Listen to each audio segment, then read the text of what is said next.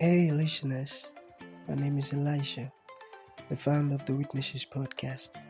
It's so beautiful to have you listening to our podcast. And I want you to know something that means a whole lot to me. Thank you for tuning in. And one thing I love to tell all of our listeners is it's not just about you listening, but listening to understand. Understanding is the most important thing. So important. So you have to listen, learn, and practice. Thank you so very much and happy listening. Hi, Jason. It's so nice to have you on the show. How are you doing today? Hey, I'm doing pretty good. It's an honor to be on your show That's today. so Yeah. good. Okay, Jason, oftentimes I love to talk about the essence of this show, which is to invite amazing guests, amazing guests like Jason, to come talk to us about their triumphant stories. Because we believe that in our audience, there might be someone who is stuck up in a situation that Jason came out of triumphantly.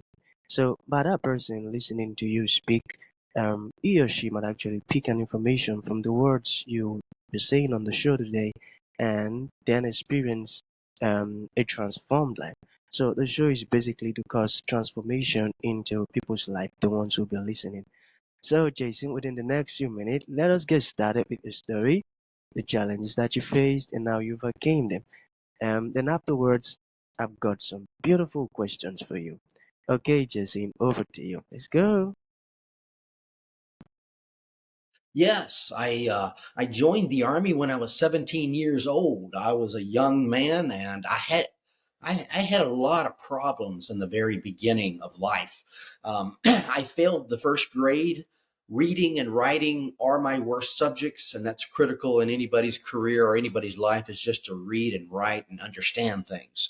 I was at a very low level, and this was identified by professionals and family members and people along the way from tests and things. And so I had a very humble start. There was not a whole lot of expectations. Even though I am a national best-selling writer, I have some money to help people. That I've done well in life where I can get people's help. But these are my original stories. These are my life lessons and all the adventures that I had in the military.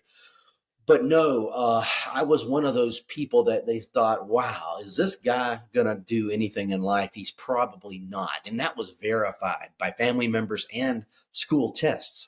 That was at the very beginning and before I even became an adult. And even while I was an adult, there were people like wondering, how the hell did you do what you did? Ooh, ooh. Okay, it is getting interesting, Jason. All right, so let us dive into the questions. Okay, so Okay, sure. but before we begin fully, can you talk a bit about your book, that particular one you were holding? Like, can you give us some just Yeah. some maybe brief stuff about it? What inspired you to write it?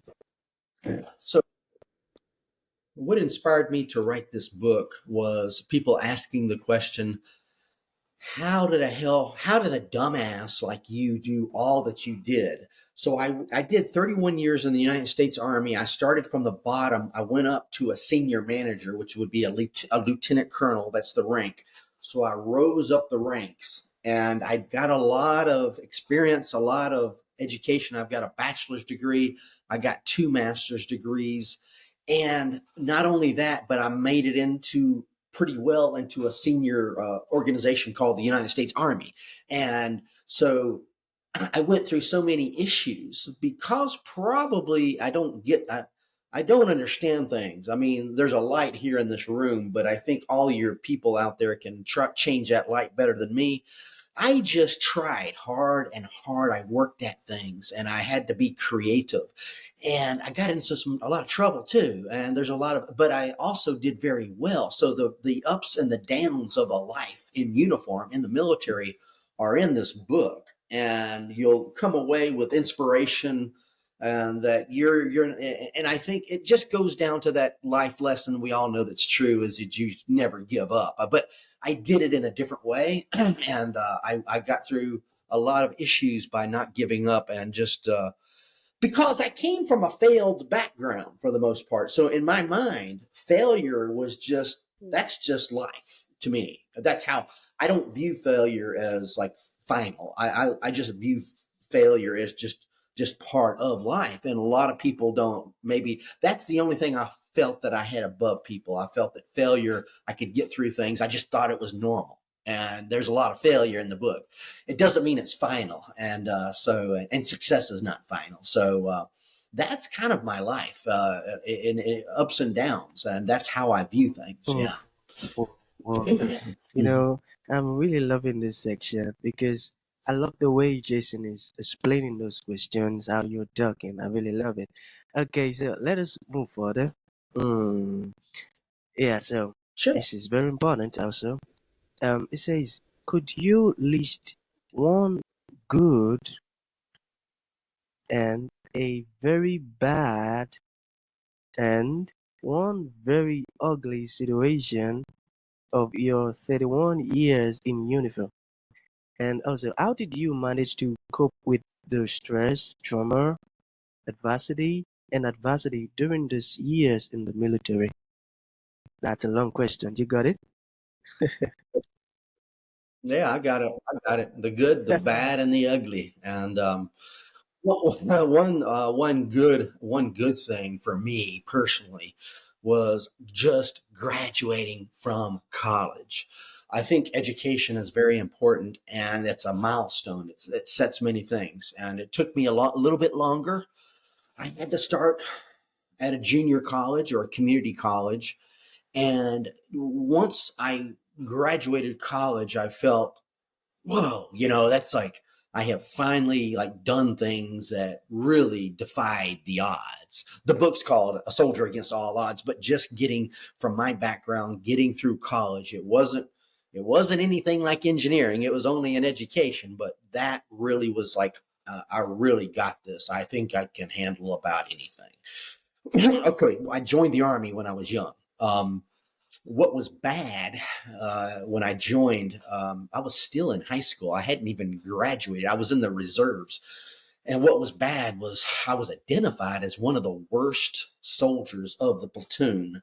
And I was sent to a criminal correctional facility to try to get myself scared straight, to try to give me extra motivation. That was a bad thing to be identified as one of the worst privates of the platoon at the age of 17. But I did the best that I could, and I went through that correctional facility not because I did anything criminal. It was kind of a drug deal with the sergeants. It was kind of a scared straight motivational program, and I came out of there. I graduated. Eventually, I did graduate from basic training, but it was hard. It was very hard. It was a bad time in life, and that was a transformation.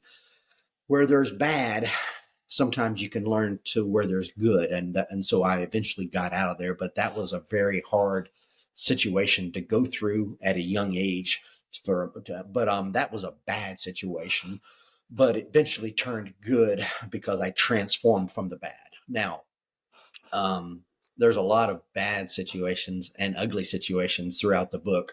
But just like a life, 31 years in the military, but a very, very, a very, very ugly, probably the ugliest part that caused a lot of trauma for me. I mean, I have been in war, I've been in many situations, but I'm going to talk to you about an ugly situation that is not war. Frankly, it was peacetime. I was ugly situation was I was a senior manager in the military. I had rose up the ranks. I had a lot of accomplishments at this time in my life that I'm describing. And the short version is you ever been thrown under the bus? Have you ever been talked about so bad that it caused a lot of anxiety? What happened with me is I went under a false federal investigation for espionage against the United States government. Maybe your viewers might think, well, what if when somebody talks bad about you, that's hurtful. But what if they played some tricks on you and threw in false allegation into an organization to create a false federal investigation against you? That's totally false. I have never had that game played, and it was a game. There was nothing there. There was nothing valid there, but they threw stuff out. to the Criminal Investigation Division of the United States Army and to the military intelligence. And I had to go through procedures of false allegations that I was disloyal to the United States government. This is all written up in the book. And I would rather go through war, I would rather get shot at than any of the experiences that I had in my life than to go through that. Frankly, that was the most stressful. And I have it described in the chapter called A Third Time's a Charm. And that was in South Korea, and it was peacetime. But that was a very, very ugly situation. And a lot of people wonder, what the hell did you do to get into that situation? It was a personality disagreement, professional on the job, basically, of how I thought that I could work my work and how the people in power thought that I could do it. But since I was a senior person, the games that are played at a senior level are not played directly. they're played indirectly and I didn't know these things happened. I didn't know that you could slip messages through various hotlines and authorities just to screw with people's lives. And they do that because they want to get rid of you. In other words, they say, you're not with us, so we need to get rid of you. But we get in the military, you just can't get rid of somebody, especially when they're living overseas. So they stir up rumors and false allegations and things of that nature. And that was very, very stressful for me. And now your last question is, how would you get through something like that with the trauma? I'll tell you some lessons learned. And in the beginning, it was just drinking alcohol for the most part. I just, got depressed, got anxiety. And for the most part, I was just trying to drink my way through it. Then I got a professional help. I went to see and that time it was not popular to go seek professional mental health. I did that. Did not help me that much. Did not help me that much. What I found later on, it was, and this is just me. There are many things that you can do, but I found exercise, not only exercising, you've seen in the gym, you've got these ellipticals that go left, right, left, but it wasn't just the exercises. It was getting your emotions out while I was exercising. So think of somebody in the gym who might be walking or running, but they're actually crying on the machine, or they're laughing on the machine, or they're getting mad on the machine. So I went through a physical, like a transformation to get things out of me while I was exercising and having these various emotions. That's what really helped me. And I did that by accident. And so just something to think of. And it's just me. You could do things differently. I mean, your father dies, your mother dies, and you go through hell, or your dog dies. What I did is I just went in through accident and exercised and allowed my emotions to come out while I was exercising. And so that's what helped me a lot through the trauma. Yeah. Hey, JC, you're such a strong man, I tell you. Wow. Okay. So the second to the last question. I've got a lot of stories of a lot of events, but it's almost very difficult to pick one. I could, but that was one that last one that I talked about, being thrown under the bus, or another term would be ghostlighted, was much worse than the war. I mean, a lot of people think Afghanistan war and being bombed at was difficult. For me, I had been trained for that. So that was not that difficult. And I did see people die, but that was being thrown under the bus or being ghostlighted by your own people in your establishment. That was the worst thing in my entire life that I have That's ever really, been through. really, oh my Right. God, really Yeah. terrible. Oh. Okay, so in your book, Yeah. you discussed the role of your father in your life, including a notable conflict. So, can you talk to us how important was the role of your father in your life? So, so yes, I dedicate my book to my father, and in many ways, in this book, in many ways, I'm having a conversation with my father, and I dedicate it. Also, I have the audio. I am the narrator, so I'm the author, but I'm also the narrator. If you like the audio book on Amazon, but I dedicate it to my father because he believed in me. He was a type of father who grew up very, very dirt poor, and he had a lot of life lessons. And he says, you know what? When you turn 18, sink or swim. It's up to you. And he had a tough love. In other words, a love that was tough. In other words, you got to live and you got to learn. You're either going to swim or you're going to sink. And he had that mentality. He also believed in me. And he was also a storyteller, and I'm a storyteller. So I dedicate the book to him, and I have a flow of a conversation with him. When my father died, that was a hard time. I go back to that false federal investigation. I was not trained for my father's death. I didn't know how to grieve. I did not know how to get through some of the things that I went through. I told you how I eventually got over it, but writing about it also helped me. Writing about it, talking about it, what you're doing is allowing the little parts, the things to come out and to be replayed again. And that's very helpful to talk about things. But no, my father was an inspirational character, probably more inspirational than I was. We can always think of somebody else. I always wanted him to write a story, but now he never wanted to write a book. So now I'm writing a book, and I have a part of him in me in the book. And so, my gosh, the stories that he told me inspired me and made me believe that I was not as bad off as he was. And so, yes, that's where I dedicate the book to my Beautiful. father. Yeah. Sorry, I love that.